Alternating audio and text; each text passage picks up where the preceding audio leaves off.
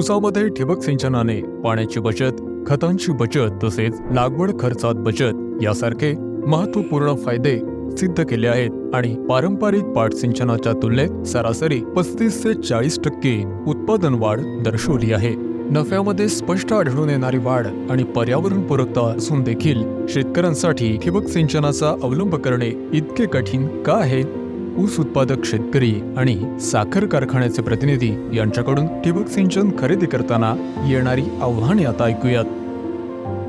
ठिबक सिंचन करताना मला आर्थिक अडचण फार मोठ्या प्रमाणात असायची.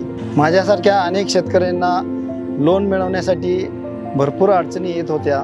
बँकांच्या किचकट प्रोसिजर, कागदपत्रांच्या जुळवाजुळवीमुळे आम्हाला कर्ज उपलब्ध होत नव्हते. त्यामुळे आम्हाला इतका विलंब झालेला आहे.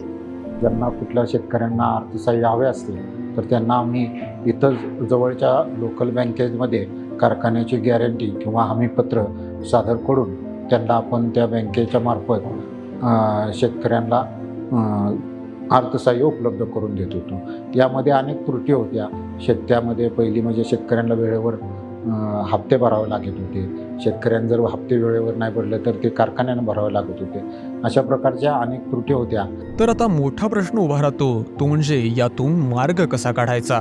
रिव्होल्यूस इरिगेशन इंडियाने सूक्ष्म सिंचनाच्या अवलंबासाठी ऊस उत्पादकांना बहुपक्षीय वित्तपुरवठा उपलब्ध करून उपाययोजना करण्यात पुढाकार घेतला आहे. रिव्होल्यूस इरिगेशनने कोल्हापूर जिल्ह्यातील 50 हेक्टरपेक्षा जास्त ऊसासाठी ठिबक सिंचनाचा हा प्रायोगिक प्रकल्प या क्षेत्रातील स्थानिक श्री गुरुदत्त साखर कारखाना आणि एक अग्रगण्य नॉन बँकिंग वित्तपुरवठा करणारी कंपनी ॲग्रीवाइज फिन्सो लिमिटेड NBFC यांच्या सोबत भागीदारी करून यशस्वी केला आहे. यातील सहभागी संस्थांनी साखर कारखान्यास ऊस पुरवठा करणाऱ्या शेतकऱ्यांसाठी वित्त पुरवठ्याच्या सोप्या प्रक्रियेसह आणि कर्ज हप्त्यांची सुलभ परतफेड करता येईल अशा पद्धतीने आकर्षक वित्तपुरवठा योजना तयार केली आहे.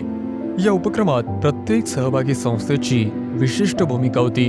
रिव्होल्यूस इरिगेशन इंडिया प्रायव्हेट लिमिटेडने ठिबक सिंचन प्रणालीचा पुरवठा करून ती कार्यान्वित केली. श्री गुरुदत्त साखर कारखान्याने संबंधित ऊस उत्पादकांची ओळख पटवून त्यांच्यापर्यंत पोहोचण्याची सुविधा दिली. तसेच साखर कारखान्याची प्रमुख भूमिका अशी जेणेकरून कर्जदार ऊस उत्पादक शेतकऱ्यांनी पुरवठा केलेल्या ऊस उत्पादनाच्या पैशांमधून कर्जाच्या हप्त्यांचे पैसे परत करण्याचे आश्वासन होते, ज्यामुळे मॉडेल जोखीममुक्त झाले. ॲग्रीवाइज फिन्सो लिमिटेडने कर्जाच्या कागदपत्रांची त्वरित प्रक्रिया करून वेळेत वित्तपुरवठा सुनिश्चित केला. NBFCने ऊस काढणीच्या वेळेला अनुसरून उत्पादकांना कर्जाच्या परतफेडीचे सोपे पर्याय उपलब्ध करून दिले. या योजनेचा एकंदरीत सामाजिक आर्थिक परिणाम समजून घेण्यासाठी सिंजेंटा फाउंडेशन इंडिया SFI या गैरनफा संस्थेची नेमणूक करण्यात आली होती. या योजनेसंबंधीचे त्यांचे निष्कर्ष वित्तपुरवठ्याच्या उत्तम प्रभावाचे प्रमाणीकरण करतात. 97% शेतकऱ्यांनी उत्पादन वाढ अधोरेखित केली आहे.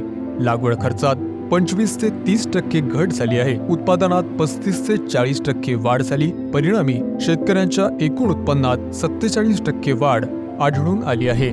रिव्होल्यूस ठिबक सिंचन लाभार्थ्यांचे अनुभव या सर्व निष्कर्षांची पुष्टी करतात. या सिंचन पद्धतीमुळे वैयक्तिक माझा आर्थिक खर्च ही कमी झालेला आहे.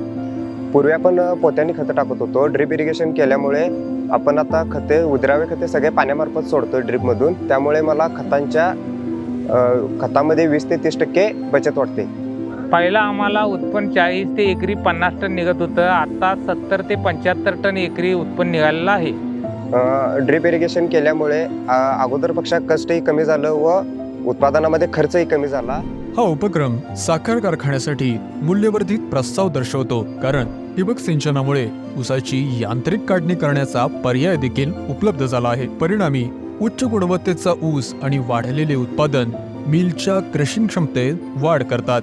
आता ऐकूयात कारखान्याच्या प्रतिनिधींना या वित्तपुरवठा संबंधी उपक्रमाविषयी काय वाटतं. रिव्होल्यूस ड्रिप, गुरुदत्त शुगर आणि ॲग्रीवाइज बँकिंग यांच्या संयुक्त विद्यमानाने गेल्या 2 वर्षामध्ये जो ड्रिपचा कार्यक्रम गुरुदत्त शुगर्स या कारखान्यावरती जो हाती घेतला, त्याच्यामध्ये जवळपास आज 101 शेतकऱ्यांनी चांगल्या पद्धतीने सहभाग घेतलेला आहे. या नाविन्यपूर्ण बहुपक्षीय वित्तपुरवठा मॉडेलने केवळ त्याची परिणामकारकता सिद्ध नाही केली, तर ऊस शेतीतील महत्त्वपूर्ण परिवर्तनाची सुरुवातही केली आहे.